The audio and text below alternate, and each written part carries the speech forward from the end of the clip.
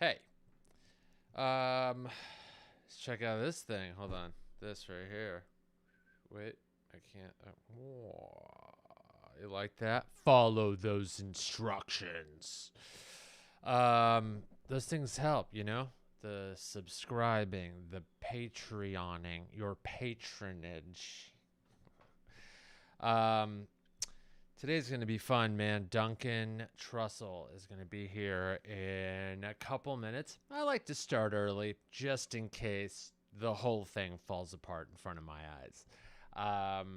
But so far, so good, dude. We are doing good. I'm glad to have Duncan on because he is always a breath of fresh air in a world that doesn't make a lot of sense sometimes. And he's just like a positive, fun-loving guy. Cut to, he's having like the worst week of his life, and he just comes on and goes, "Fuck you, fuck this, I'm out."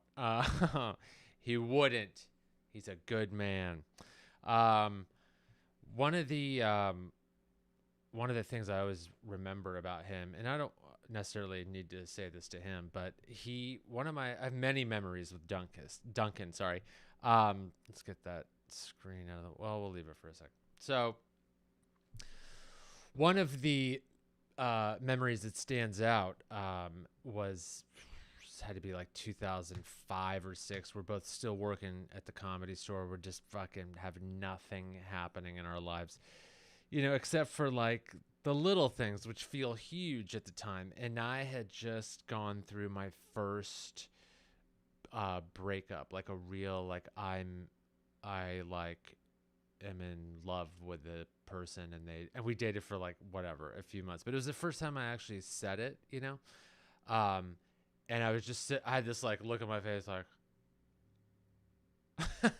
and he comes up, he's like, "Oh, what happened?" And he could like you could suss it out, when you've been through like a few of those. And I was like, "Dude, I just, this girl just broke up with me like a week after, not even that, a few days after I told her I'm in love with you."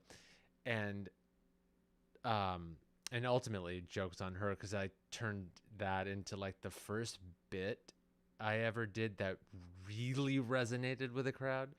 And he just sat there and like, listened, and he didn't like try and explain the world to me. And remember, I was a kid amongst all these adults. I started when I was 18.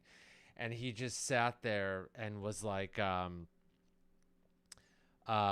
he goes, "Listen, man, all of this is just a moment."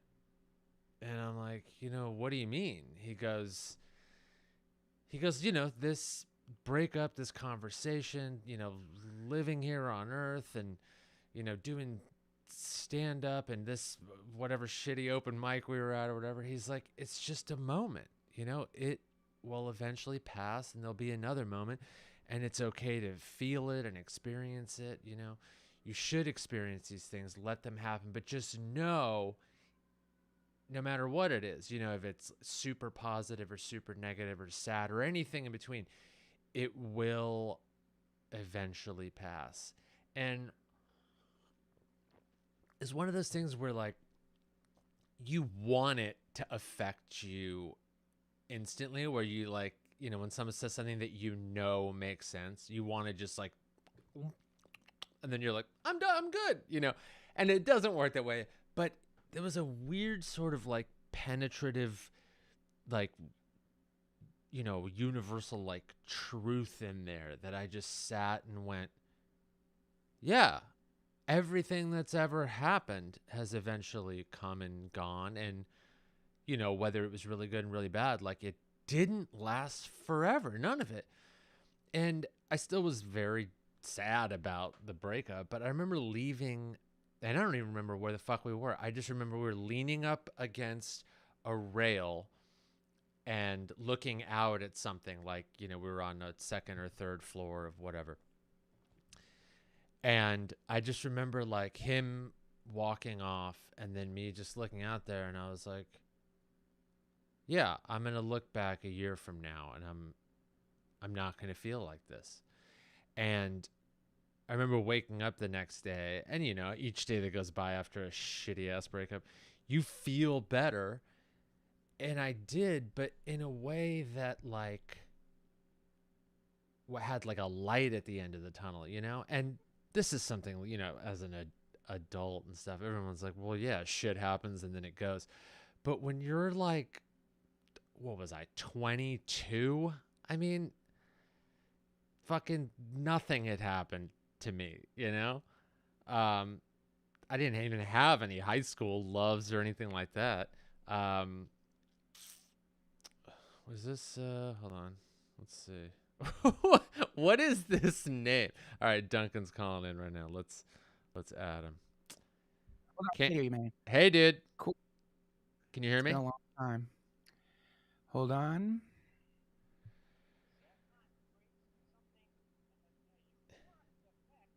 Can you hear me and see me? Hold on 1 second. Okay. Hold on a second. Hold on. Sure. Hello. God Hey. dang. When'd you get so pro? Look at this. What Hold are on you 1 using? sec. How does it do that? What is this? I need to know. Pro, look at all your equipment back there. That doesn't mean anything. It's like if somebody has a tractor, they're not necessarily into construction, I mean, they're on their way, though. Or they just like the way tractors look. It'd be funny if you moved into this house and all this shit was here, and you're like, all right, well, let me learn it. I wish. Cool, man. This program is called Ecamm. Have you heard of that? No, I have not. It's like, or like OBS is another one of those like open broadcasting sort of, Okay. It just makes everything very plug and play to do live streaming shit. Because I am an idiot when it comes to computers. So this company was like, are you a moron? We have the answer for you. And I was like, okay. I use Riverside. Do you need me to record like a backup audio? No, on my side? this does it. Okay, but cool. if you want, Riverside if you does the want same to, just thing. so you can have it for whatever reason, I don't know. But yeah, it does like a separate audio track, and then I just like upload that for the audio version of this. It's like 3 years ago, I would not be having a visual component at all because you'd have to hire someone. I like it. Looks good. Yeah, thanks, man. You look good. Look at that beard, man. It's fucking. It's somewhere in between groomed and ungroomed at this point. And you got a little Are you in New York? I am in New York, yeah. In Brooklyn, and I live in like in Greenpoint, which is just north of like Williamsburg, like a very heavily Polish area, which is my first experience with like being around a ton of Polish food, and the shit's really good. Really good. Yeah. Pierogies. Yeah, I mean, when you have like anything, you have like a decent version of something, you're like, yeah, pierogies are okay. And then when like a 78-year-old Polish grandma makes one, you're like, yeah. Oh my God. I didn't know they could be like this, or like cheese Danishes. Oh, amazing. Oh, yeah. Where are you at now?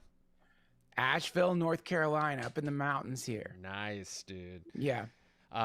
Some of those photos and videos you post of just like the view on your balcony or patio. Oh, just makes man. It's so cool. It's like having been in LA so long, and then suddenly there's weather and rain, mountains and forests, Did you witches? Wait, yeah, witches. That's very important. Seasonal Druids, stuff. pagans. Right. You grew up in North or South Carolina? I forget. North Carolina. I grew up about 45 minutes south of Asheville. Okay, what city's that? Hendersonville. Okay. And did you move? I can't remember fucking anything before COVID, really, but did you move before the pandemic or during it? I don't remember. During. We moved, right? We moved. I don't know if you recall. I think you were already gone at that point. Yeah. There was like this, we've both probably been through a bunch of earthquakes, and when you've been in LA, you get a feel for them. And some of them suck, and some of them are kind of cool, weirdly relaxing or something, Yeah. This, there was this like really like angry feeling earthquake, man. Like it just is violent and like everyone's like, what the fuck? I got kids now, and like Yeah. we both my my wife and I woke up and we were just like, we gotta get the fuck out of here. Wow. But then I still wasn't like, I'm gonna leave. But I think the final thing that got me to leave wasn't the earthquake. It was when I got on the phone with Joey Diaz, and he's like, I'm leaving. Yeah, I'm out of here, leaving. bro. This is the calm before the storm. You know what I mean? And like, something about knowing Joey and like how like dedicated he was to like the LA grind as a comic, and never saying no to auditions, always taking acting class, like really working hard. On top of that, he's a guy that seems like nothing really rattles him, like he's not gonna get like spooked by something and then run. Exactly. Yeah. And so exactly. So Which it's he just didn't like run really, but you know what I mean. Yeah. He like he just was like something. He felt. I think we all, many of us, just felt that something had changed. That was like a combination of a lot of different things. The pandemic primarily, but other weird social things were happening there. I feel like the pandemic for like Los Angeles and the people and like the Hollywood grind and stuff, it got a lot of people who I think were kind of on the fence anyway. Like, God, do I really want to live here forever? I want to like try another thing and maybe come back to this. Because there were people like within 2 or 3 months of that shutdown were like, I'm living in this city. You're like, God, you picked a city, moved your shit. It's like, it's almost like that's been on your mind for a while. Yeah. I mean, I think anybody who lives in a city that's got high population density is probably a little insane if every once in a while the thought doesn't like appear in their mind that it might be nice to live in a place where there aren't so many people. That should be a normal thought that you have wherever you go, anytime you're in a crowded place, as cool as it may be. So yeah, I think like most people in big cities, unless they were born there, probably have backup plans, places that they will go to, I would guess. I'm like the whole like baseball team attitude towards cities seemed really deranged to me anyway. Yeah, it's a little odd. There's like a weird relationship people have with like a city and their like team and just the things about it, like we got the best pizza or we have great hot dogs, and you're like, I mean, okay, but other cities have awesome food. Like, why do hot dogs have to be the greatest food? What else is happening in your mind that you're so stuck to hot dogs or the fucking Red Sox or whatever? It's like, it's almost like there's other fears about traveling or opening your worldview that you don't want to, address there. Well, in LA, if you don't live there, they call you a tourist. So you can live there for like 17 years, and you like I left, and I don't remember on what stupid social media app like said, see a tourist. It's like, oh yeah, I'm a fucking tourist. Sure. I lived there for like, I don't know, 18 years, 20 years. I can't even remember, but I'm a tourist. Right. Okay. Right. I don't care. I want to be a fucking tourist, by the way. I don't want to be some weird, like sad tree in a graveyard, like snarled, my roots like wrapped around skeletons and old fucking car engines or whatever. It's like, like that whole mentality's nuts, man. The more like localized, the more hyper localized you get, the weirder you get. It's like a denial of the entire planet you're living on. But okay, really, whatever. Yeah, it really is. Yeah, but I get it. I mean, there's like a reverse tourism aspect to it, like a touristy kind of thing where you're watching the people come through your city and you're just like, look at, they're clearly not from here. And then you feel like stronger and better about being from, like, New Yorkers do that to a crazy degree. They're like, I've never been in a city where more people wear a t-shirt or hat representing the city they're currently in. Yeah. Even down to the borough, there's like people walking around Brooklyn with a Brooklyn shirt, and you're like, well, I mean, the tourists wouldn't even do that, but like you so have to like prove and show that you're a New Yorker because there's this like level of, grit and struggle and like you gotta survive in the city. It's like if you have survived or have grown up here, you always have to represent it somehow. And it's like, it's funny because it is one of the greatest cities I've been to, best. and it's awesome, but it's also like it still doesn't have a lot that other major cities in America has, but they're drinking the New York Kool-Aid like we're just talking about, like living in a lower density area, and there's like a lot of great things that come with that, like raising a family, like being around nature, letting your mind wander, all these things that let you explore, like, within yourself that you kind of don't have time to, or there's just too much distraction. People here will say the craziest shit where I'm like, yeah, there's, no real nature here. And multiple people have responded this way. They go, well, if you're in like certain parts of Central Park, you can't really see any buildings. I'm what? Look, I remember that. I crazy? remember that shit, man. I remember that, and I remember like trying to. I mean, I think the real shift to make is like, don't separate yourself from nature, and you can't get away from it. There is nature there. It just happens to be like the fucking concrete hive that you're living in with other like humans, and there's something really beautiful about that. I mean, fuck, man, there is such an intense trade-off when you don't live in a city anymore. Such a massive, all this stuff that people say is true. The city dwellers who are like, if you go out there, you got to watch out. You can get soft. You'll start slowing down because you will, because you're not around. Like when you're in a city, you're around people who it's really tough to live in, like New York or LA. Yeah. You're around people who have like had to become incredibly punctual, incredibly professional, because there's such a high population density that there's competition, and the competition causes this accelerated evolution. And from that, you get what I think people call professionals. And so these fucking professionals, they're amazing. I mean, they're fucking amazing. Like, oh, you want to get tile put in your bathroom? No problem. We'll fucking do the best. You'll feel like you're in the goddamn Taj Mahal, right? Here, try to get tile. Try to get tile put in your bathroom. It would be easier to like build a fucking pyramid or something. You get on, no joke, man. We like our dishwasher broke down. Came with a house. It's a Bosch. I don't know shit about dishwashers, but it broke down. No big deal. So we call the first like appliance repair place in Asheville. Okay. Guy answers the phone. What's going on? Well, our dishwasher broke down. What kind is it? It's a Bosch. A what? It's a Bosch. Okay, let me just tell you something. What you got there is the Lamborghini of dishwashers. I'm not even joking. He called it a fucking Lamborghini. He goes, that's the Lamborghini of dishwashers. I'll tell you something. I hope you got your hand. We will not come out for that. We will not come out for that. But I hope you've got your hand on your wallet, because it is not going to be cheap to fix that Bosch.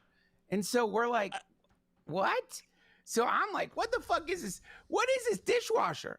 Because you move into the house, the dishwasher comes with it. I'm like, holy fuck. Yeah. Which is another thing you don't experience in cities, is even like having a dishwasher usually in like apartments and shit. So yeah, that's right.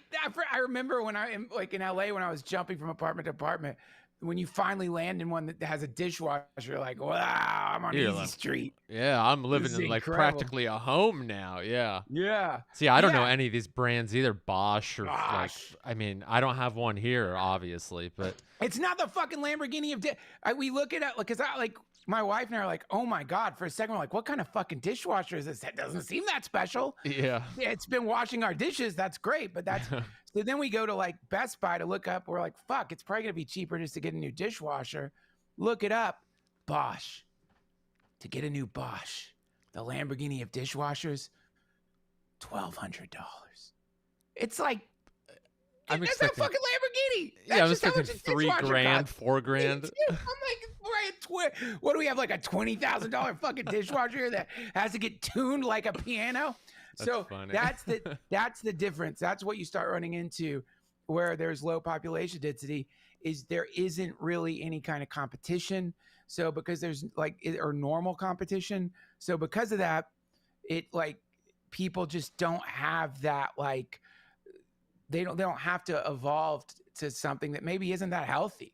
They don't they don't have to evolve into the like hyper predator style, Yeah. like plumber or something, which you run into in New York. I don't care what the fuck it is. Like there's a guy who'd pull up in a knife sharpening truck, and you watch him sharpen knives, you feel like you're watching like Picasso or something. Yeah.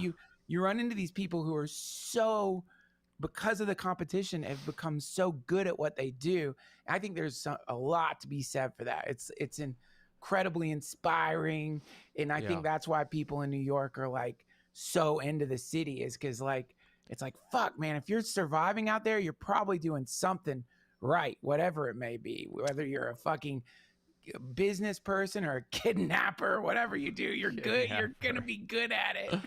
Yeah, I mean, there's so much of that even, someone who isn't living like, let's say, a like competitive lifestyle and in any sort of way, you get used to having all those people doing all these things at a high level that like it then becomes like this hazy difference between like need and want, because you're like, I'm living in this city where everything is accessible 24 hours. I can get the best of something or have a wide variety like that. And then you move to, Asheville or Nashville or wherever else, and you're like, okay, well, I'm going to have to wait a day or two for that, or there's not options. And then you start seeing this gulf appear between what you kind of need and want and when you can get it. And I feel like the positive side of going lower density is understanding like, God, I didn't need a lot of that shit in the first place. And may I add, I don't know how to do shit. Right. How about that? How about that? You realize like, I don't know how to do anything. Yeah. I I know how to do a fucking podcast. I could do stand up. Yeah. And I like have a vague understanding of modular synthesizers. Yeah. But build a porch? No. Yeah, put tile in? Fuck no. Put up drywall? Hell no. And so and maybe this is another reason that urbanites or whatever you want to call it are secretly not into the agrarian, like low population density lifestyle, is because it shines a big, bright fucking spotlight on how your specialization, though you might be an incredible knife sharpener, you might be like the best fucking like hitman, or you might be like incredible at pickpocketing or whatever the fuck you do. It's like all that time you spent getting really good at one thing, you had to give up all the other things that people who live in an environment like this have to do. Like, you don't, like, it's a real luxury to not know how to do construction.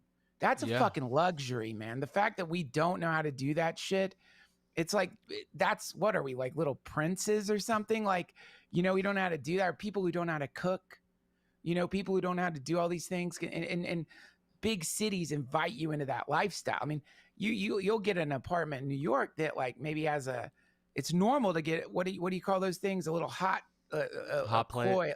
A hot plate. Yeah. Because it's like, what are you going to do? You're going to make your own food? You're surrounded by the best everything. You go 2 blocks away, you get the best pierogi you ever had. Yeah, for 24 hours a day. Yeah. So why are you going to cook? Right. So you end up like, I think places like New York amplify specialization, and the harmonization of a bunch of different specialized people produces the magic of a big city. But specialization is a real, it's a faith-based approach to life, because you're counting on society not collapsing if you're specialized. Yeah. And I guess the people that are living like outside of those major cities are kind of like surviving either way. They're like, well, society could collapse, and like, I know how to grow vegetables and milk a cow and, tend to these I've got animals. a well. I've got a well. Yeah. I have fresh water. I can make bullets. Yes. Yeah.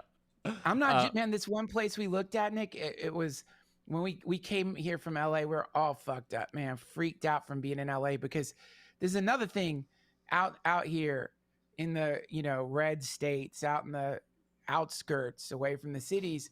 People here didn't experience what happened in LA. Like, what happened in LA was an implosion, man. It was like, so like, it was fucked up. All of a sudden you had like this, like, like, because of the property prices and just and just rotten governance, suddenly no real plan for helping these, like, people who are living out in the streets. You have this explosion of homelessness that explodes throughout the city. Yeah.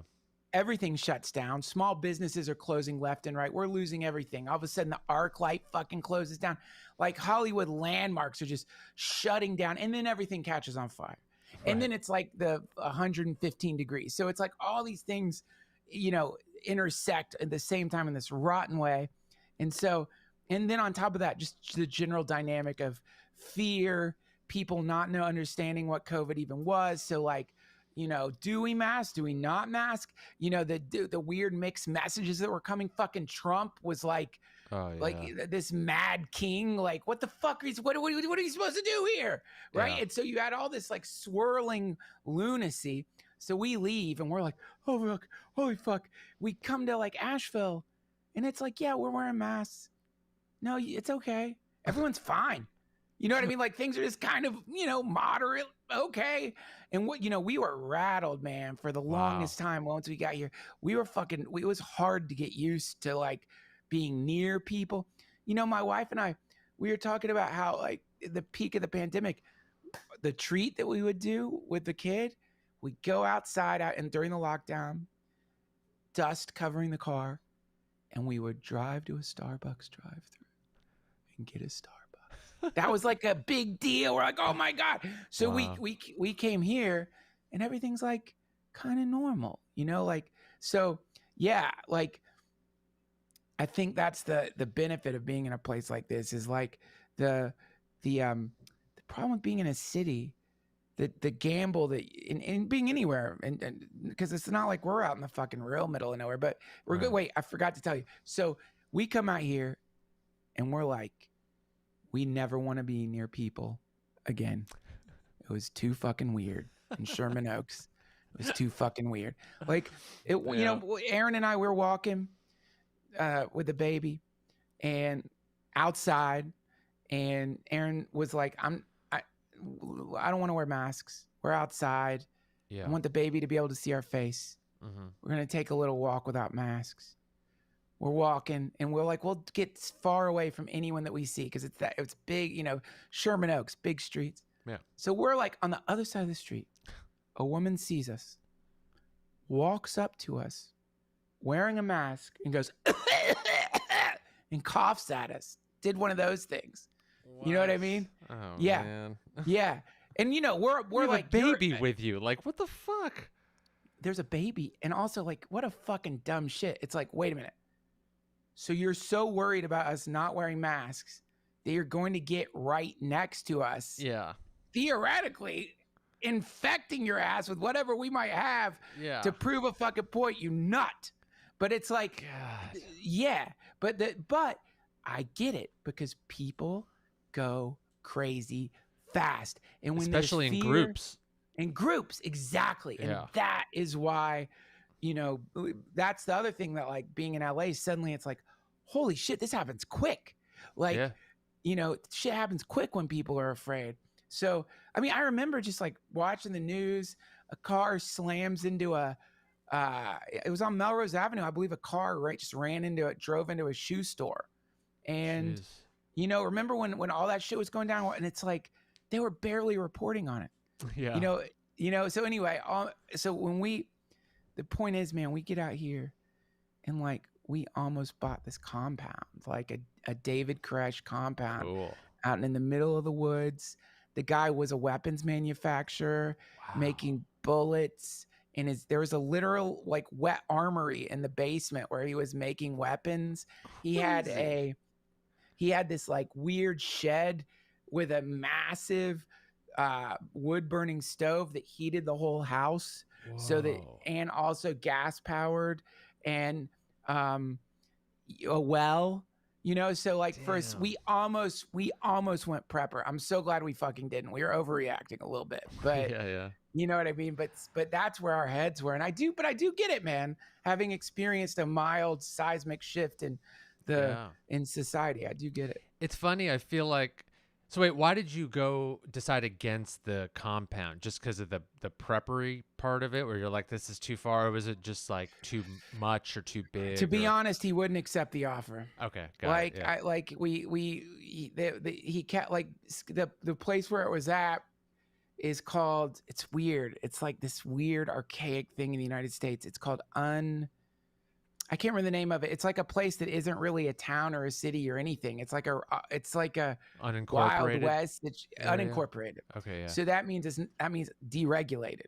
So what that Wow. means is if you're going to buy a place, you need to make sure the house is surrounded by enough acres Okay. that you don't have direct neighbors, because there's no real zoning law. So if somebody wants to build a pig farm or like, you know what I mean? Okay. A smelting factory. I don't even know if there's such a thing as a smelting factory. Yeah. You know what I mean? Somebody just Yeah. wants to just put up a little like boutique slaughterhouse for like Yeah. lambs. So that you just hear screaming animals all day. They could just Yeah. do that. There's no rule. So Oh wow. and so yeah, so it ended up like we couldn't get Okay. enough dough together to buy the amount of Yeah. acres that we would have needed to like put ourselves in a zone where we wouldn't have to worry about that shit. And the guy like looked at us and kind of like, when he was cool, man.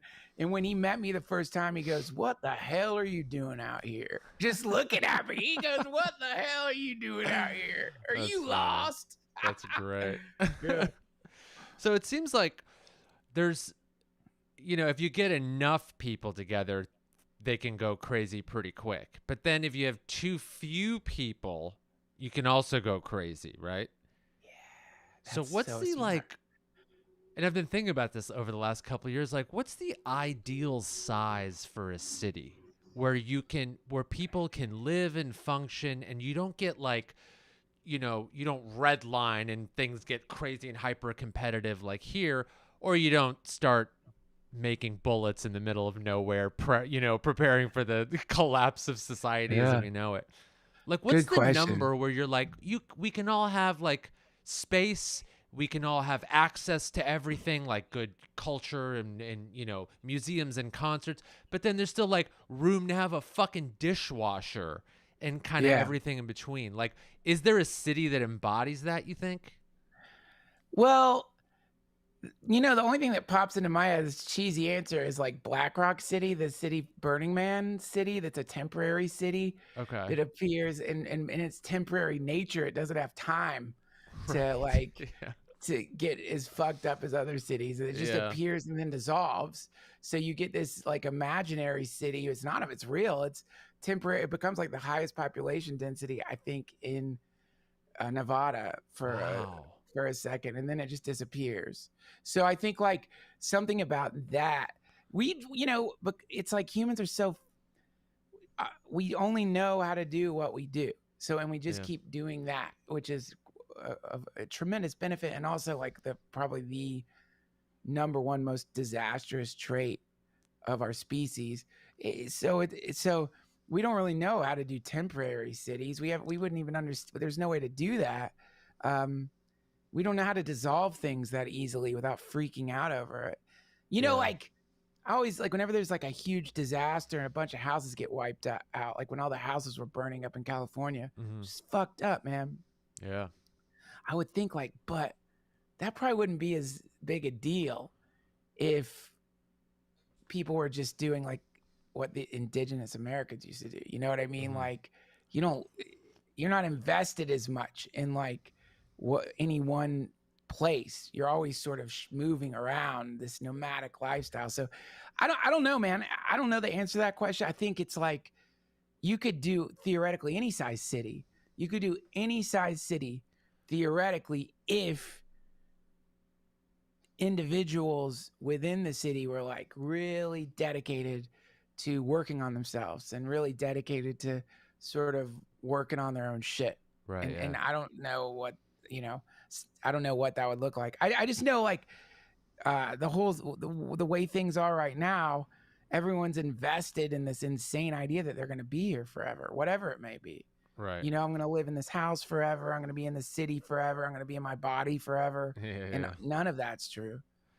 Yeah. So And I it makes think people act weird. the more you kind of move around or even just travel around and stuff, the more you wake up to that reality where you're like, oh, there's too much to ever see and do in one life. And like, this shit goes away. You know, there are people right now living out their own story halfway across the world who will never even hear about us or anyone in the city I'm in or the city you're in. And you're like, this shit is so insignificant and temporary.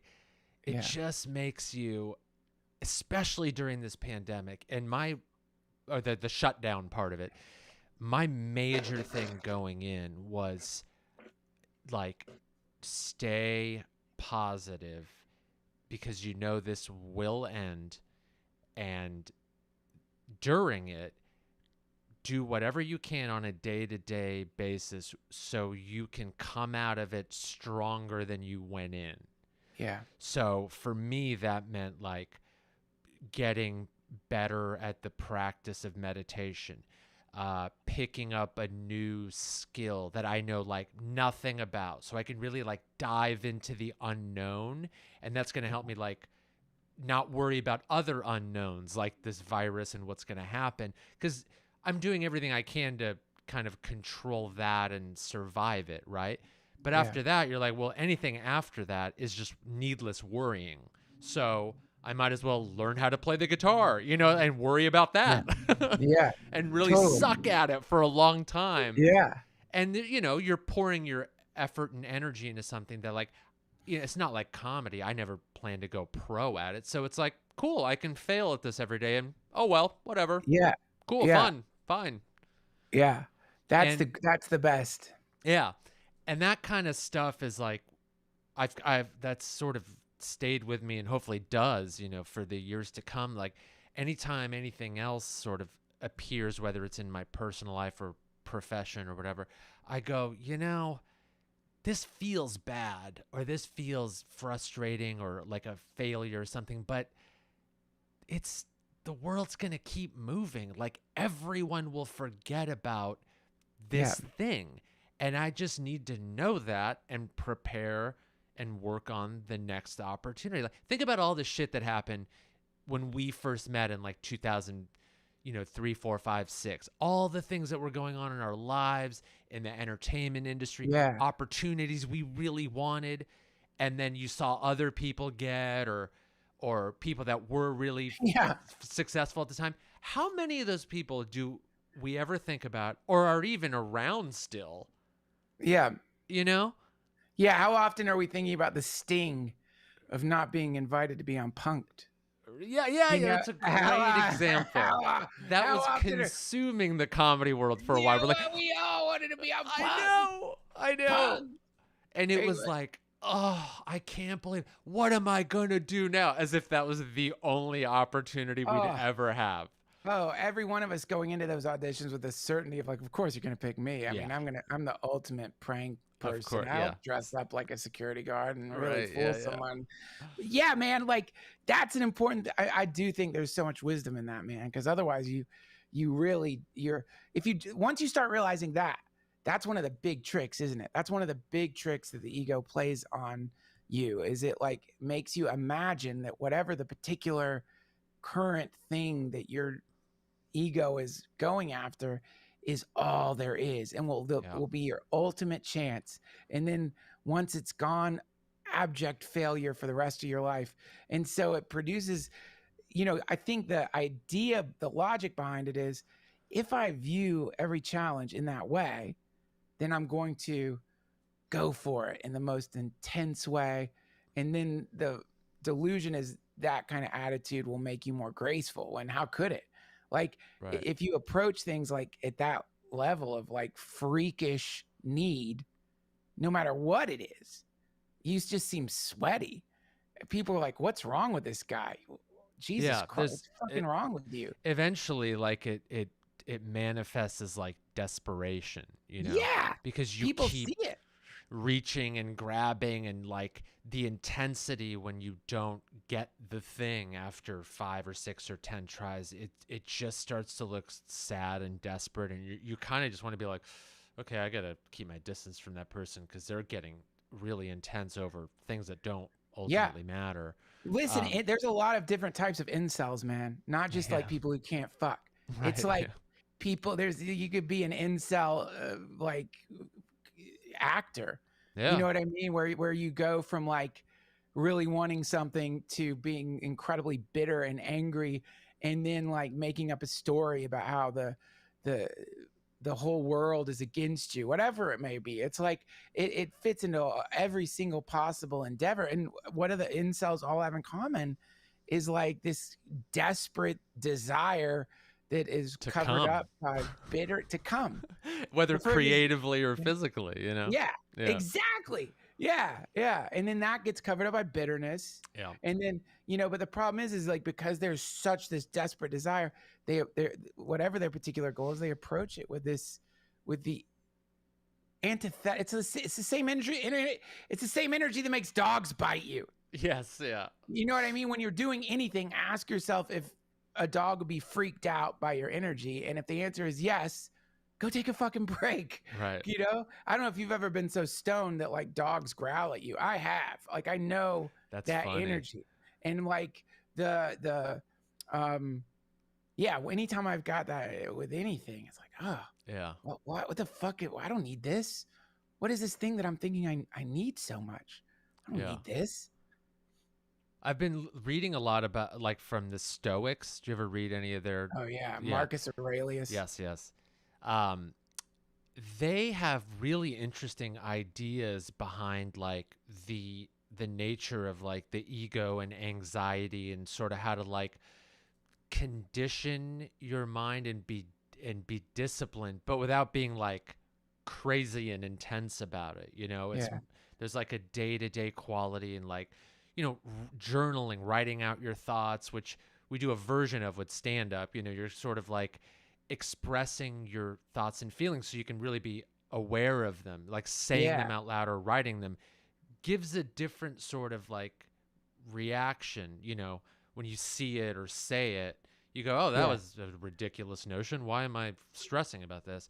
And then the concepts of like anxiety and how all of that occurs within your mind. And if you treat your mind like this tool that you can hone and craft and be more pragmatic with, it allows you to like take everything that comes in doses and really look at it and go, how important is this? Like, do I have the time to be worried about that? One of the quotes, it might have been from Aurelius or Epictetus, if that's even how you say it, feeling anxiety coming on and then going, oh, well, I choose to discard this and not worry because those worries are all in my head, just like everything else. So if I remove it and choose to focus on something else, that those are the same thing. They're imaginations in my mind.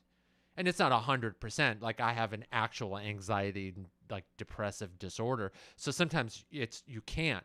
But on those days where it's like you're at a 5 or a 6, viewing things that way really helps you go, oh, you know what? This is this moment in time. It's only as real as I make it. None of this has happened. Anxiety is worrying about things that might happen. And you just sort of like breathe and meditate for a minute and just let it pass. And then you go, fuck, there are so many other things I could like put, direct my brain at. And, these guys were writing about this shit thousands of years ago. Yeah. Yeah. And it's like, what are we doing to where this isn't just like ingrained in us at a young age? Capitalism. Probably, yeah. That competition. It's because it's like a lot of those philosophies are kind of an existential threat to like to consumerism. So they end up getting like, if they do emerge, then they emerge in ways that are like packaged and Right. invite you to consume more versus it's like when I used to be addicted to World of Warcraft. Yeah, I remember. And at some point I realized like all that's happening is like the things I'm fighting are getting a little bigger and more glowy. And the space in between getting to or I'll get some weapon or item that's more glowy than the one before. Yeah. But the space in between it is kind of extending a little bit, making me stay online a little bit longer to get the glowy thing. Mm-hmm.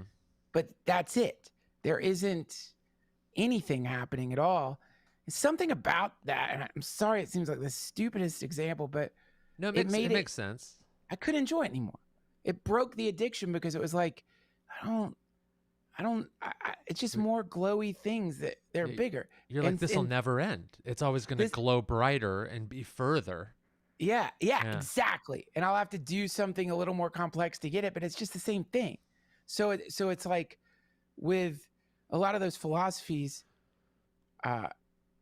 it teaches you that. It teaches you, it teaches you, it invites you to examine yourself, look into yourself. And in that examination of yourself, inevitably you start realizing that, just like you were saying, if everything's my mind, then that means that when I am experiencing something really wonderful, it's not so much the object that is producing that feeling of joy as much as my mind is creating that feeling of joy. Similarly, if I'm experiencing something terrible, there was an event that happened, but it's actually my mind is going to generate all of the horror.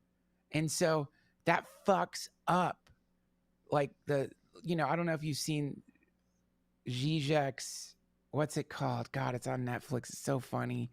He examines like pop culture, something guide to ideology, the pervert's guide to ideology, I think is what it's called. But it's like very funny. He's fun. I'll look it up. But like, he points out, he's like, he's a funny guy, man, but he's like out in the desert drinking a Coca-Cola. And he's like, this is hot. This doesn't taste so good. And then like, but then it like shows like a Coca-Cola commercial and everyone's like, yeah. And he's like, basically what he's saying is this shitty drink has to get tied into this idea that it's somehow connected to these ridiculous moments of super bright colors and people dancing. Yeah. It's just some syrupy brown shit, man. Yeah. With a lot of sugar in it. I used to do a bit about Coca-Cola when they had their they had this like slogan and this like campaign for a while called Open Happiness. And I was like, that is just, they're not even trying to hide it, and the bit was essentially like, I would like crack open the can and look for, like peace and understanding and all these sorts of things. And I was just like, oh, this is just corn syrup and water. What the fuck? And then you look at the ads and there's people like, it's climbing mountains and doing all these like, crazy things. And the bit sort of went out from there because the idea was just like, how brazen is it to say that this can is happiness? Yeah. It's lunacy. And then people are like, It's fucking brainwashing. Or like, that's the other funny thing about it is it's like most of us, sadly, not all of us, you ride your bike, but a lot of people are sedentary these days, right? So we're like consumers, not just of products, we're consumers of other people's experience. And that's all of social media, Instagram, TikTok. We watch people do dances. We watch people do this or that. And there's some generally mild twinge of fuck, I wish I did that, but that's it. It's not even making us that happy. So, but obviously branding people understand that there's a secret desire in every single person to be out there on the fucking hang glider, to be doing the, like, whatever the fuck, parkour or whatever bullshit they're trying to tie into their product, right? And so, well, I'm 47. I've got 2 kids. I'm not going to do parkour. But you know what I can definitely get that gum. You Yes. know what I mean? And Yeah. somehow it tricks our brain to be like, well, maybe if I chew the gum, Yeah. I'll feel like I'm doing parkour. Right. You know, and like, no, you're not. It's just shitty gum, and it's just shitty this or shitty that. And what's really funny about the experience of achievement itself is that upon achieving the thing, whatever it was that you wanted to get, upon achieving the thing, you get a real it's very similar to sugar in the sense that when you drink a sugary drink, you do get a little high. There's a little, Terrence McKenna described it as a little pop. You get a little like, okay. Similarly, no matter what it may be. Is that why they call soda pop? Maybe so, because it gives you a little, little, it's a quick fleeting high, like almost like coming almost. You get, it's like, you know, you put all this energy into fucking and getting to the point where you're fucking, and then you come and it's like, you know, it's like, that's the same with sugar. It's like this micro mouth orgasm or something that has a little high associated with it, a little buzz that goes away like that. But the same is true for achievement. So when you get something that you've been wanting, you will get it might last for a few days. You get the new thing, the phone, whatever the fuck it is, the job. Or the likes on social media posts or any of that. Yeah. The likes, you get that little but then it goes away so quickly that if you pay any attention at all to that reality, then all of a sudden the trick stops working as well. Yeah. The whole goddamn thing depends on you forgetting that every other time you've gotten the shiny thing, it hasn't brought you any kind of lasting happiness. More than likely, it's only invigorated in you a stronger desire, and desire is quite painful. You know, like if you spend any time, like the next time, whatever it is you're wanting, anyone listen, anybody, whatever the thing is you're wanting. Like, for example, guess what I fucking ordered? The iPhone 13, Nick. Yeah. And it's coming. Yeah. At the end of October. Now, the iPhone 13 has this really cool camera that I'm interested. I don't really know how far I'm going to go. Like, my fantasy actually is like, this is how dumb I am. My fantasy is just, I will shoot something with that camera that will maybe be funny. Yeah. That's it. But that's enough. And so now every once in a while in the day, I'll be like, man, can't wait for that iPhone to come. Yeah. Now that iPhone's going to fucking come. And I'm going to feel the same way about that iPhone I feel about this fucking iPhone. Yeah. I don't give a fuck. I'm going to throw it down after. I'm going to like use the zoom to like look at a bug. Yeah. I'm going to shoot some stupid TikTok thing. And then it's just going to be a fucking phone again. I'm not going to give a fuck about it. But this whole cycle of consumerism is like a very powerful addiction. But what the difference between that addiction that most of us have and shooting up heroin or, you know, doing blow or whatever, or booze, is that you know you're addicted to heroin. Like, you got to go find it and buy it and shoot up. And like, if you're shooting up around people who are like not into heroin, they're going to be like, what the fuck are you doing? I'm shooting up. What? But if you fucking like, if the iPhone comes, and you're opening it up and like, here comes the thing that slaves made in China. People are gonna be like, wow, cool, man. Can I see it? Applauding. This camera is amazing. Yeah. So because we haven't gotten to the point yet to acknowledge that it's consumers, we're also junkies, and that junkie attitude fuels, I think, most of like the economy probably. Yeah. I think it's like the one thing like a junkie does is never acknowledge a thing that we all have known from at a young age is that everything that goes up is going to come down. Yeah. And the same thing applies to your feelings and your desires and all that sort of stuff. Like, you will want something and want it, and then you will get it and it'll do the thing, that little pop that you're saying. But then it's like that the pop has a way up, but then like everything else, it's gonna come down. And when you're in the heat of the moment, or you're, you know, in the throes of addiction or whatever, you never think about the down. The down doesn't exist. It's just like up forever. And if you're stuck in this will go up forever, that's a dangerous place to be. After a while, when you're young and shit, it's like, I'm having fun, I'm invincible, and nothing will ever destroy me. Great, you're 23, congratulations. But, you get to an age where you have to really understand that and like acknowledge, like we were talking about earlier, those failures that it like punked in 2005. Like there was a down, we didn't get it, and we felt bad, but there were other opportunities, other ups and other downs, and understanding like the relationship between that up and down, and how equally they don't matter. They don't. Yeah. They matter as much as the energy you give them. Right. And I feel like to bring this all the way around to like moving and leaving, I think that there was a level of like spiritual understanding that I like sort of came to right before I moved to New York. And I was like, this doesn't have to be this way. I can do whatever I want to do, and it doesn't have to be here. Like I've grown up, I was raised in Los Angeles, and I'm like, I've been here forever.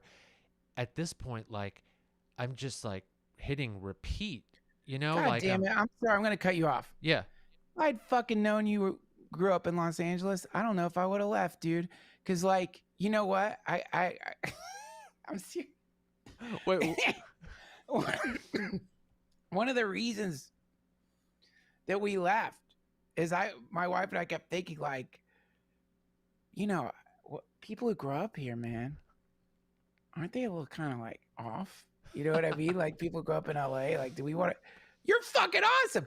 If I had known, somehow I forgot, I would have been like, no, my friend Nick, he's cool as fuck. We could definitely raise cool fucking kids here. What are you talking about? Just because we ran into a couple of like Angelino crackheads, we're gonna judge the whole fucking city? I wish I'd known that, man. That's you're fuck.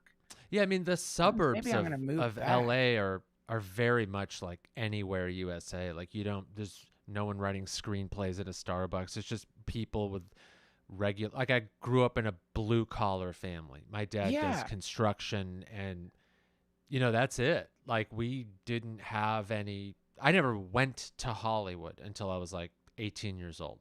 Like it just wasn't on the menu for anyone in the suburbs. Like, yeah, we work regular jobs, we go home and watch TV, So sorry to cut you off. Oh no, it's fine. But living in that bubble, and like doing the entertainment, grind, the auditions, and the this and the that, I just started feeling like empty and drained, and it had been that way for a couple of years. And I was like, I've tried everything there is to make myself happy here, getting into stand-up and all that way back. And then later years on getting sober and going to therapy and getting on medication and meditation and exercise, everything. It's like, man, the one thing I haven't done is go live in another city. Yeah. Especially New York, which is like top of my list of places to go live at, even if it's for a little bit. And I was looking around and I was like, man, none of this shit really matters, and you can do this stuff more so than ever, in any city now. Podcasting and stand-up and this and that. And the longer you do something, the easier it is to not have to kind of be there and go on stage every night and that kind of shit. And I was like, well, especially for a city like New York, I can still do all this stuff I'm doing in LA. I can go on auditions, I can perform stand-up. And I was like, I really had to ask myself, I'm like, at this point, why am I not going? Is it a fear of change? Is it some like weird fear that I'll think it's like I'm failing? And I'm like, well, no, Ari moved to New York. I know a lot of comics that like moved here, and I was like, it's all in here. And around that time, I started taking antidepressants for the first time ever. I'd always been, afraid of them for stupid reasons. And it was around that moment I just felt like this freedom, this like burden lifting that I'd never felt before. And I was like, wow. Oh, I have to go. I have to do this for my own good and to feel something new. And take all of those experiences and pour them into my creative output and my Cool. desire to kind of want to go on. And that was around the time I was just like, you know what else I haven't changed in a while? My hair just all of a sudden, I want a mohawk again, like I had when I was a teenager. Why? Because who cares? Yeah. And you know what effect it had? Zero. I had a mohawk for a while. It felt great. And then I grew my hair long, and I was like, it literally didn't matter. Nothing in my life. If anything, my life started getting better when I moved here. I had new opportunities, new experiences. I said yes to things. I was like, that's never more writing for like magazines and things like that. That I was like, yeah, well, why wouldn't I? Why not? It'd be fun. Yeah. And I started like treating myself in, non-financial ways, just like emotionally and psychically treating myself to new and different things. And I was like, this feeling I like, because for years I've only been operating on the other end, where it was like, the things you should do because you're living in LA and pursuing entertainment and all this sort of stuff. There were like these blinders you have on, and it's ironic because you're like, people go to LA and get into entertainment to be free, but you stay anywhere long enough and do anything long enough, you start becoming part of a group. Okay. Do you know who Alejandro Jodorowsky is? No. He's amazing. Okay. I have to go pee. Can I tell you about him when I come back? Sure, I'll yeah, take go 2 ahead. seconds. I'm sorry. Sure, I drank a lot of go for it. coffee.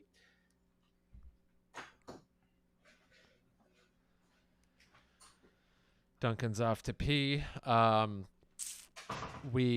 Since it's live, we can't pause. I'll probably snip this out on the audio version of the podcast. But see, man, it's like, this is why I love talking to Duncan. We can pick up right where we left off. It feels like it's like, hey, how are you? And then boom, get in depth about a bunch of stuff. And it's really important, I think, in a friendship. There's no sort of like kind of awkwardness about talking about, your fucking mindset or your feelings and stuff. And that's what's awesome about him. And he's one of those people where, like, when he moved to Asheville, I'm like, yeah, that tracks. Yeah, that makes sense. And he's going to be happy and everything will be just fine, if not get better. Because he's had that sort of outlook towards life ever since I've known him, and only in the last like few years have I really let go. Hello. Sorry about that. That's all good. Okay. Alejandro Jodorowsky made some awesome, trippy, fucking crazy movies. One of them was funded by John Lennon, Yoko Ono. It's called Holy Mountain. Okay. You should watch it. Fucking nuts, man. This guy is not afraid. He's the most fearless artist, cool, at least in film that I'm aware of. And he's mystical and he's like intense and nuts. Watch the Jodorowsky's Dune. It's like a hilarious documentary because he was going to make Dune. And really? Oh my God, he is a freak, man. But one of the things he says is, from time to time, you need to kick over the ant's nest and watch the ants build it back up again. Mm-hmm. And I think that's what you did. It's like, the fear in any life is that whatever the particular life situation you have is hyper dependent on this thing or that. A kind of superstition emerges where you believe that if you do the wrong thing, everything's going to fall apart and it'll never reform. Yes. It doesn't matter when you look back at your life, at all your various incarnations, that generally it always builds itself back one way or the other. It doesn't matter. There's still this sense, well, this time it won't. And that goes with stand-up too. It's like, think of when you're like, look, I got to fucking write a new, hour. I've got to come up with new material. There's a terror. I won't be, even though you've done it many other times before, there's a feeling of like, this time I won't be able to. But every time you do. Yeah. And so that's, I think when the experiment that you did, and it's an important experiment, is like you realize like, holy fuck, not only did like the disaster not come, but things got better, things improved, because it's not just as though it builds back the exact way it was. Mm-hmm. If you have the slightest intention of, working on yourself, then it will build, to quote Joe Biden. It'll build back better. That motherfucker. It'll build back better. Yes. You know, and it tends to, if that's the intention behind it. If there's fear, then it'll build back with fear. You know, Or not at if all. there's like, or not at all, maybe. You know, it'll build. It always comes. Look, we're like neurotic little snails. We think our shells won't grow back. They'll always grow fucking back. Don't worry. You're gonna grow your shell back. It'll always come back. You know, but yeah, but you just don't want to grow like, you know, right now you're growing a shell. Anyone, and everything that you do is like this never-ending, hyper complex, instantaneous weaving together of some, you know, like imaginary identity. You know, you have long hair now. I've got a fucking beard. You live in New York. I've got kids. You know, all the, like, you know what I mean? It's just a kind of dreamy situation, but ultimately, you know, when you really start looking into it, you realize, fuck, I'm not really here at all. Yeah. I'm just, you know, that's what to get back into the Stoic stuff, which is where it has so many commonalities with Buddhism. Oh yeah. There's that idea of just this sort of like, there's something called the gap, is what it's called. There's different names for it, but one of the terms is the gap. And I love the gap, not the store, the philosophical concept, which is that there are these moments, these like, it's called the fourth moment actually. But there's like a moment that is not really in time anymore. And that's what we are. And that moment is so fleeting that we don't see it. It gets compared a lot to what just the way film works is like, the illusion is that you are seeing something moving on the screen when really you're seeing frames, right? And there's a space in between those frames, a micro space. In music, you're only able to hear music because of the space in between notes. You know, that's what makes music. So similarly, there's a space, there's a gap in between the moments of you dissolving and recreating yourself, which happens instantaneously in every single second. Only there's this sense of a continuity of self because that gap is so tiny. It's so quick. It's like that. It's like, but it's when you start meditating, you know, and when you do enough ketamine,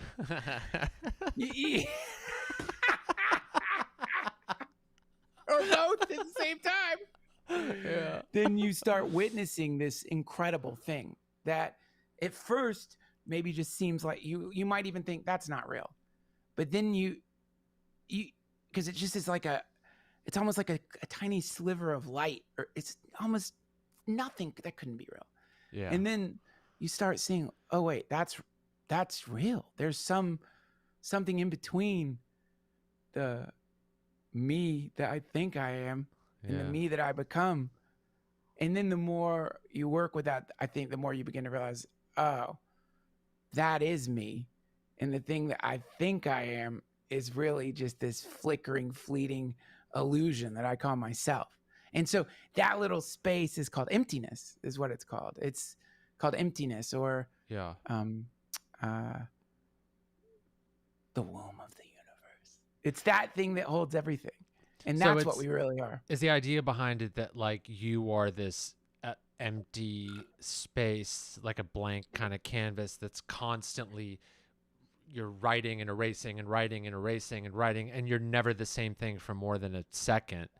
Exactly. And then accepting that that's what you actually are allows you to let go of the things like, I thought I should have been, or that I should be later, you know, and accepting like the moment's now, the river's flowing, don't push against it, go with it.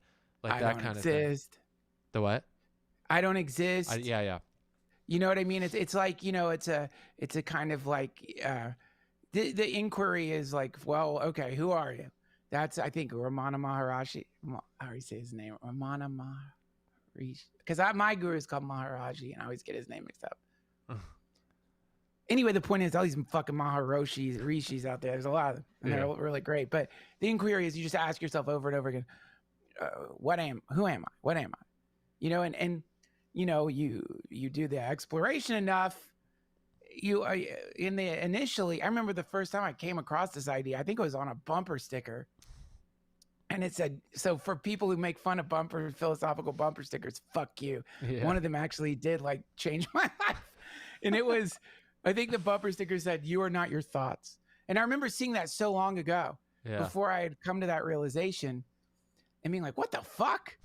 And then I started thinking about it, ironically. And then I began to realize like, oh yeah, like my thoughts seem to be, if I'm observing my thoughts, well, then how could they be me, or are they any more me than when I see a tree or whatever? It's now then you realize like, oh, I think my thoughts are like more like, I think it's more like when my neighbor's dog is barking too much than necessarily me. It's just this kind of never-ending, annoying, like spray of like meaningless, repetitive, generally negative conceptualizations of reality. That's not me, because I'm observing it. And then similar, so this is like, okay, well, if I'm not my fucking thoughts, which I think some people really believe in their thoughts, then you're like, all right, well, then I must be my body. Okay, well, one of my friends the other day was like, I'm shaken to my core. And I was like, where's your core? Yeah. You know what I mean? Is it like you mean your abs? Yeah. Like, what do you mean? Where is the core? Yeah, is it where anytime I'm like, your soul should be, or your brain, or yeah. So you do start doing that scan. You're like, oh fuck, I can't find my core. You know what a trippy thought is asking yourself, what actually is consciousness? Yeah. There you go. Where does it come from? Where is it? Is it in my mind? Where does it kind of sit? Is it like it? Because it's not a physical thing. It's like an imagined, your brain is imagining consciousness. It's not a separate thing, because if you died right now, you wouldn't have, it's not like your consciousness lives on. It's an imagined thing, right? That is in your brain. So you're like, is it? Why do you think it's in your brain? Because your brain is like, I mean, that's where like, your thoughts and all these things like come from. Your neurons are firing and are, telling Not your certain. arm. Not certain. They haven't figured consciousness out yet. So the idea that it's neurological is actually not, they aren't certain of that. That's what I'm getting to. Sorry. It's like you tell yourself it's in my brain because my brain is what produces all these thoughts. But then you're like, well, if my brain is saying consciousness comes from there, how is that possible? How is my brain is invent? So what is reality then? If all of us have our own consciousness, and we're all viewing, like, are we all seeing the same shit? Is it like, how real is real? And once you start going down that, so I listened to this podcast about consciousness and what is it, and they were asking neuroscientists and philosophers and all this. No one can figure it out because it's this paradox of like, is it a separate thing that exists? It can't, because your brain apparently is imagining it, but it can't be both. Yeah.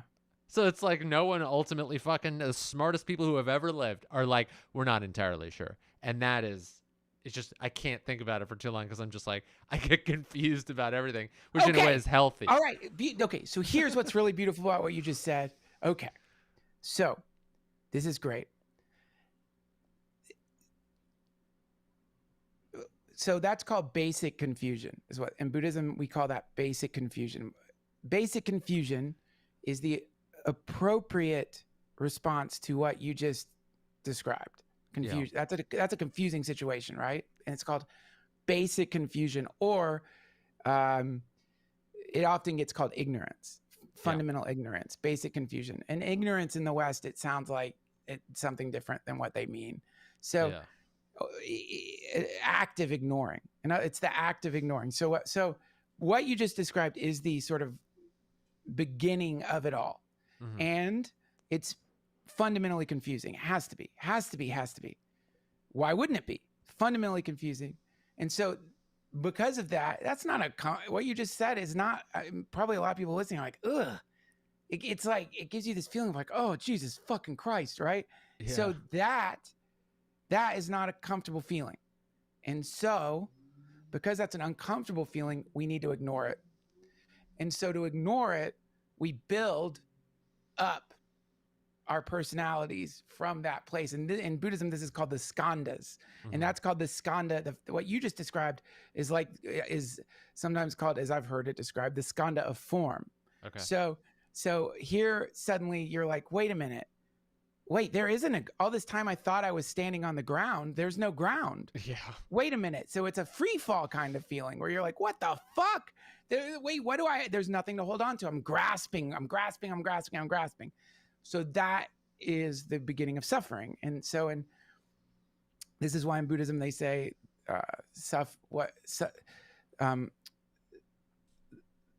the cause of suffering is attachment. Yes. So it's this never-ending grasping to get out of this really quite uncomfortable, confusing situation. And in that grasping, you build up this incredible shell, which you call yourself. And then you like,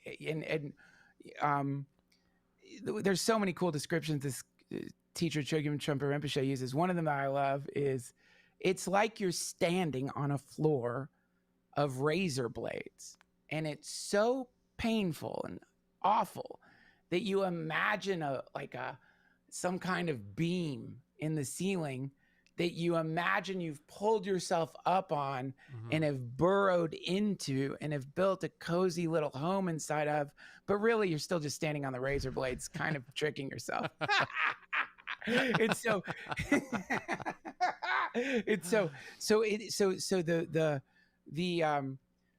the invitation is to not ignore it anymore. Just stop ignoring that thing that is, for me, makes me go, it's so what? You know what I mean? So stop ignoring it. What happens if you stop ignoring it? What happens if you allow it to be just that? And so, I think there's a possibility there. There's a possibility there in the familiarity with that thing, where you begin to realize something that's really trippy, which is that confusion is actually a quality of enlightenment, in the sense that for confusion to even happen, there has to be some part of you that's aware that you're confused. It's not all confusion. Yeah. You're asking questions as opposed to like either ignoring or assuming you already understand. Yeah. And also, what's aware of the confusion? What's holding the confusion? Where is the confusion hanging out in? What is that? What is that? And for me, I catch glimpses of this every once in a while, or like a few times when I've taken a lot of acid, so that I can't really, so that I can't cling anymore, because whatever the hell the LSD has done has dissolved even the ability to be like, oh my fucking God, I don't have an identity. Yeah. Somewhere in there, this incredible thing happens. Where it's like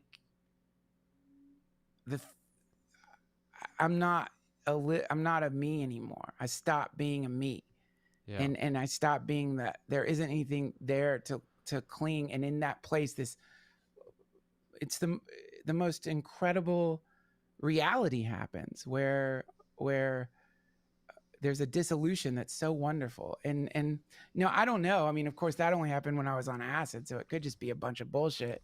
And also, Chogyam Trungpa Rinpoche recommends disowning all of that bullshit. Like, literally, he says, like, when you're meditating, any of those spiritual experiences that you're having, it's garbage.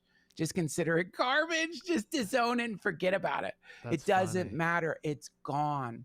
By the time you realize because that's the real truth. Anytime I've completely been evaporated on any psychedelic, by the time I realize I've been evaporated, I'm not evaporated anymore. I mean, this is the paradox. It's like, it's once I remember coming out of a mushroom like dissolution experience, and I was thinking, what was I doing? I was doing something. I was being something. Yeah. Oh, I'm a fucking human. Oh my God, I was oh, fuck, I'm human. God damn it. For a second I wasn't. I was everything, And Yeah. so this is the paradox of it all, is that it's like you and me, we don't get to experience enlightenment, because the price of enlightenment is you and me. That's the ticket. That's the cost of the ticket, is you don't get it. You can't have it. You won't be able to hold it or know it or see it. There's no trophy for it. There isn't an ability to have your ego and that unitive consciousness simultaneously. So that's the problem, because you don't get to have that anymore. You have to let go of the fucking goddamn. Well, you know what? My kid, we call it his lovey, Bo. It's a little bear Yeah. that he sleeps with at night. That's your identity. So if you want to to get there, you gotta give that up. And that's starts with what you just described, that confusion. It starts with that horror. Horror is a great way to put it, man. Yeah. It's not comfortable. It's not pretty. It's panic inducing. It's so fucking panic inducing that some people, when they encounter it, will literally get like PTSD level amnesia and try to never remember it again. They'll try to never know that it happened to them. They desperately want to avoid ever touching that place. That's why they get into stuff like, my sports team is the best and this hot dog's better than anything. Like, they get too deep into that because you're like, they don't want to think about the other stuff. No, they don't. I mean, and it's like, I get it. I get it. Like, generally you don't, I mean, most people, when they to spend any amount of time with it at all, you really have to your games have to stop working, you really do have to get to the point where you're like, this shit just isn't work. It's not like you go there out of maybe some people are all noble and shit and they go there out of I want to unburden myself of my identity so I could love and be compassionate. Yeah. Most people, when I was my mom was in her dating period in between husbands, I was into this shit, reading spiritual text. I didn't know what I was reading, but I'm sitting on the back porch trying to have a spiritual conversation with this new age dude my mom was temporarily dating. He's back there smoking a fucking cigarette. Yeah. And he looks at me, he's like, one day you're going to fucking need this shit.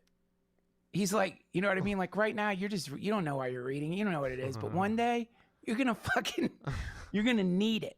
And I know what he meant now. At some point you get so sick of getting fucking rolled over and over and over again in the waves of your karma. You get so sick of, for a second, coming up for air and then tumbling again and again and again back into those old patterns that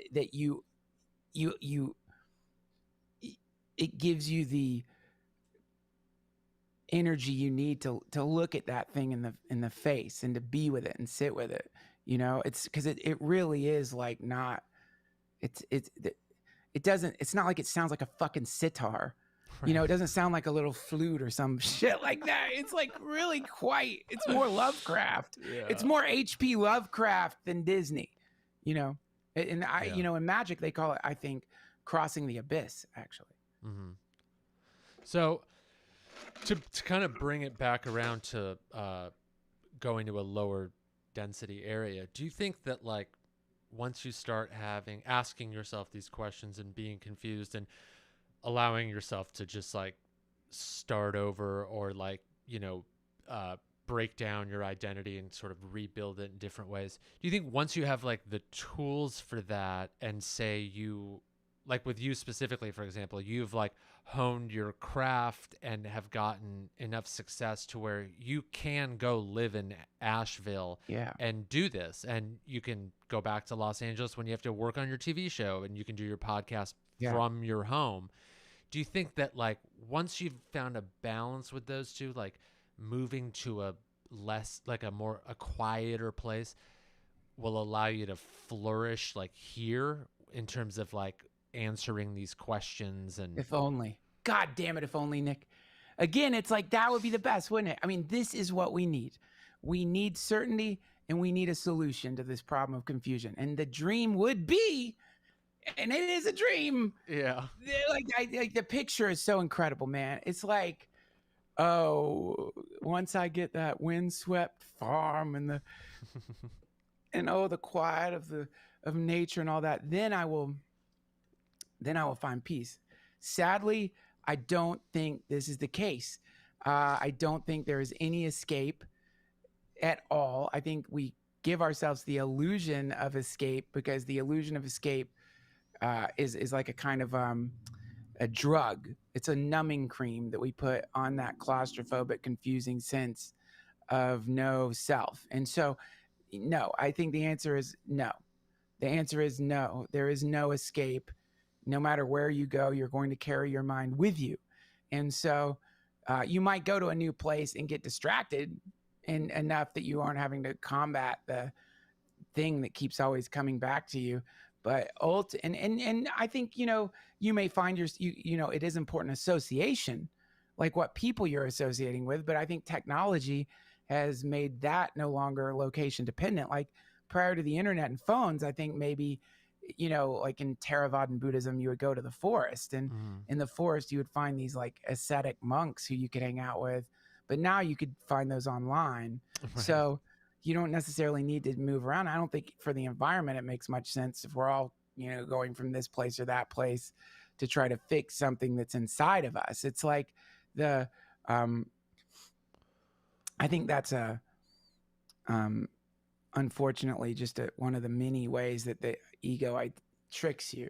Yeah. Is like, okay, if I go, we came up here to the mountains not so much to seek some inner peace, but because the city we were in was like kind of on fire. Like there was a real reason for doing it. But yeah. And I'm not saying don't go on the spiritual pilgrimage. I think do it. Everyone should listen to whatever it is that is inside of them. I mean, this is my own experience of my own. I mean, what do they say in AA, man? It's an AA say. Asshole gets on the plane in Los Angeles. Asshole gets off the plane in Asheville. You know what I mean? It's like you carry yourself with you. Yeah, so absolutely. So yeah, I guess like part of the reason you moved to LA in the first place is a part of the reason you moved there, where it's like there were things that would sort of like, I don't want to call them like necessities, but things where you're like, well, now I have like a family and I want, these things that will make us more comfortable, and like a city like LA wasn't providing them. So you're like, okay, we'll just take our literal and emotional baggage and all that stuff and not think that that's the solution, but it's just like, we just need more space for the kid and we want exactly. So there's no disappointment for me when the same shit pops up, that my wife and I are working through, that I'm personally working through, or that I'm working through in my own life and my own limits and stuff. Yeah. It's not like I'm like, what the fuck? I moved to a quieter place and I'm still dealing with the same shit. Yeah. It's like, yeah, of course. It's set dressing. But, it's like you can perform Shakespeare in a fucking basement. You can perform it at Madison Square Garden. It doesn't matter. It's like, if you're reading lines, you're reading lines. And these are the habitual patterns that any one of us reverts to, unconsciously. And that's karma. Karma just means action.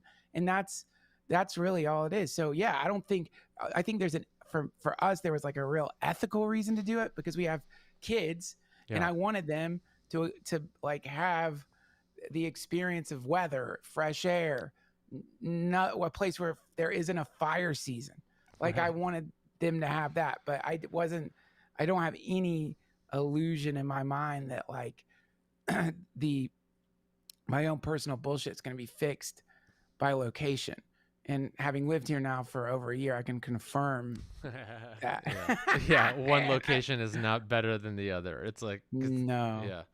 Yeah. No. And that's important to remember. And because otherwise you end up becoming one of those people who's like, essentially foraging for peace. You're you think you're going to find some little, it's like Watership Down, or have you seen that cartoon Watership Down? No, I haven't. It's just, these rabbits want to find the promised land, Yeah. but this is what I love about Christianity. Jesus is always saying the kingdom of heaven is in you. It's at hand. It's here right now. It's not over the mountains and far away. Right. It's right here. I mean, that's really either good news or bad news, depending on how much money you just spent moving. Right. That's true.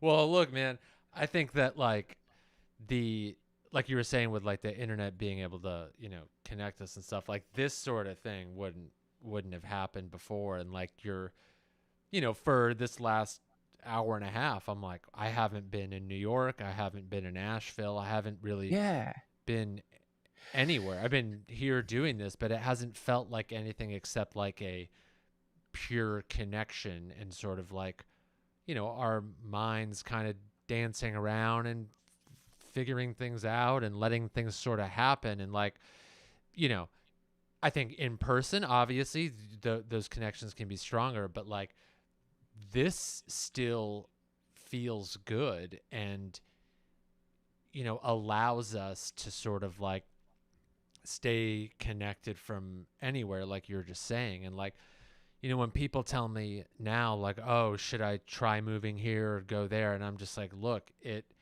ask yourself, can I still do what makes me happy in LA or New York or fucking Montana? And it's like, if you think you can, give it a shot. Absolutely. Yes. You will lose nothing. You will only gain if you allow yourself. You have to have this like, this like understanding that like I don't know, and like the basic confusion, like you're saying, like ask the questions and know that you don't know, which is another paradox, where you're just like, I have to fucking know that I don't at all, and then go experience. Like, what's 1 year? Like when all these comics started moving to Austin, and people were like, "Oh, I don't know about that." I'm like, what's 1 year gonna do? Yeah. No, what you're gonna move back and have lived more of a life? Oh darn, Yeah. Also, though, I mean, don't you think it's like if like, part of being a comic, a storyteller, is you need stories. Yeah. And it's like, what is going to give you that more than like uprooting your life and especially if you're a comic, you need to be a fool.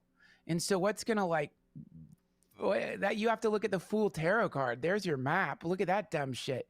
He's like wearing all these bright clothes, walking off a cliff, looking up at the sky with a little dog nipping at his heels. He's wearing like designer clothes. He's about to fucking plummet to the rocks below, or maybe not. But that's the attitude. It's like, that's to me the way to be right there. If you're going to be a comedian, you must be an absolute fool, a complete dumb shit. You have to, not dumb, but foolish. Yeah. Because, and there's something really wonderful about like, go wherever. Like, that's what I love about Ari. He's always like getting like, he's always like in buses in South America. I know. You know what I mean? Like, what are you doing? Yeah. He's being a fool.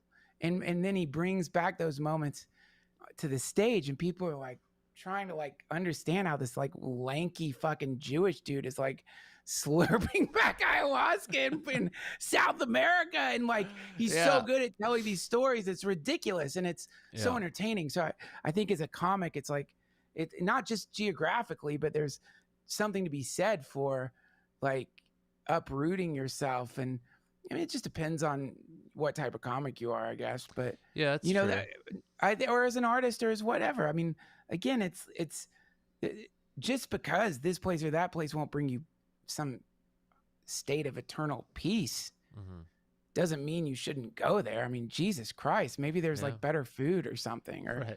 I mean, like, you know what I mean? People say, they always say like life is short and stuff, and I'm just like, it's kind of not though. Life is long, and you should, obviously in the grand scheme of the universe it is, but life is long in that, you know, we have to live every day of the 70 something years we're here. So it's like a year living somewhere else or trying, you know, a different profession or whatever. That's nothing. Just Yeah. do it. And Just don't be superstitious, man. I mean, that Yeah. whole superstition of like, you're going to leave LA, the magical city, and then you're a failure. It's like, oh, really? Yeah. That sounds like someone in fucking LA. Like, that sounds like LA's got, obviously has like the best publicist. You know what I mean? Yeah. It's like, make them think if they leave, it means they can't do what they love the most in any kind of real way. Right. Otherwise, they're not going to stay in this fucking city where the rents are like astronomically more expensive than other places, and the traffic is fucking intense, Yeah. and the tax is intense. Yeah. We need to figure out a way to get them to stay, have them stay via some superstition based on an industry that is completely mutated. Dude, you know, I don't have to go back. You were saying go back to LA to work on my TV show. The show that I'm working on, I just do voiceovers from here. Oh, you like, don't I don't have even to... have. Wow. No, That's no one, awesome. no. Right now, no one's like, they're not in most movies, as far as I'm aware, they're like shooting. A lot of my friends who are going to shoot movies, they're always quarantining in like, you know, other cities or other countries. So it's like, I don't even know how much like actual, like, and when I'm doing my voiceovers for the show I'm working on, it appears that everyone's recording from various places. It doesn't seem like anyone's in any kind of office at all. So, you know, honestly, I'm not even like, I think like the idea, like originally people were like, the movie industry and all that stuff was happening in LA because of the weather, right? That was the point, is you have blue skies and you could like, now we have people don't have to do it there anymore. I love the city and I miss it horribly sometimes. And I miss my friends. Yeah. But my friends aren't there anymore. That's the thing. Most of my friends have bailed. I've got a couple of friends who still live there. 3. Like, most of my friends are gone from there. Yeah, me too. Yeah. So it's like, I'm missing it's like missing something. It's like missing a dog that I've euthanized or something. Right. You know? Right. Yeah. Like, I can't even if I go back to the place, mostly it's gone. I miss the Comedy Store. You know, in a way, that's gone. It's not what it was in 2018. It's not what it was in 2005. Like, that place recycles itself in some way. Some ways it'll never change, but it is. You know, that place specifically like teaches you a lot about like the entertainment industry in the world, where it's like, you know, a lot of stuff can come and go, and like you should use this place to pass through. You know? Yeah. Like, don't you remember when we got there? Yeah. We were there was a whole other world that you get this sense of like, oh my God. Yeah. Like there was another world here. Yeah. And now it's gone. Now we're the new world coming in. Yeah. And the and same now thing there's is a new one. yeah, now there's a new one. Yeah. Exactly. That's the beauty of that place. It's kind of a university. Yeah. I mean, the heart of it all like is what you just said. The sort of like stay foolish and stay, because especially with like comedy, like you need to have a kind of childlike sort of curiosity and silliness there. And like, if you can combine that with, you know, that like foolishness and sort of like willingness to just venture out, like that's a big part of the recipe for like a comic where you kind of lean in and go, oh, this is interesting. You know, instead of just like, here's random funny observations that have been made over and over. When you have that recipe, and you could see with the comics that lose that and sort of become too serious and want to start like telling you and, you know, that kind of shit. It's like, where's the confusion and the goofiness and the wonder and all that stuff? Where's the curiosity? Exactly. You have to just look. Let me show you something real quick here. Okay. Let's see if I can figure this out quickly without fucking up your pot. Okay, yeah, here. Look. I mean, look at this idiot. I gotta. Do you see it? Do you see is it sharing the screen? There, now it is. Look at this dumb shit. Like, who is that? That's the Fool Tarot. Oh yeah, with the clothes walking up the. You dumb fuck. you know what I mean? Not only is he like walking off the cliff, he's like got style while he does it. He's got this flower and he's so Yeah. certain. You know what I mean? This is Yeah. the attitude you need every time you tell a new joke. You're like, you know what Yeah. I mean? Like, even the dogs is like kind of encouraging him. He's got a puppy that is probably like, do it. Just keep going. This is great. They both Yeah. are going off the cliff, by the way. And like, you know what I mean? He's on some kind of adventure because he's got his like Yes. dumb little purse hanging off of his dumb stick Yeah. with like definitely not enough shit that you would need. Look where he's at. Yeah. And like in the just, background, you've got like icy mountains. He's in some arid wasteland, completely ignoring the reality of his situation. and he's And got yet that there's flower in his hand. Like, things are going great. I'll just pick this flower. Nature's Yeah. so beautiful. Exactly. And he's a fucking zero. Look, that's the zero right above him. He's a Oh, yeah. nothing. And like, you know what I That's mean? so funny. That's the attitude, you know, is like there's something beautiful about that attitude and important about that attitude. And that starts the entire journey through the major arcana of the tarot, which represents like which represents spiritual evolution, I think. You know, the next one I believe is like, yeah, the next one that follows. Are you seeing that? Not yet. Here, let me see. Whatever you did the first time is what made fucking it tarot card lecture. I'll up. shut up after this. But like the next one, look at this, is the magician, right? So it's like there's different ways of looking at it. Does the fool turn into this or whatever? But it's like, you know, even like here you have this like a being that's beginning to experiment with power and you wouldn't necessarily say this is a fool anymore. Like you see on the table is the pentagram, the coin, the cup, the sword, and the staff, which represents the various like suits of the tarot card, any of the tarot. But anyway, the point is to get to that point, you gotta jump off the fucking cliff. Yes. Yeah. That's funny. Yeah, I agree, dude. I think, do you have anywhere to be or do? I told you like 30 minutes last week, but we're at an hour 42. Oh my God, I'm so sorry. No, it's fine. It's your time. You know, I'm just glad you're here. I blocked off a couple of hours just in case. Okay. Wow, 30-minute podcast, huh?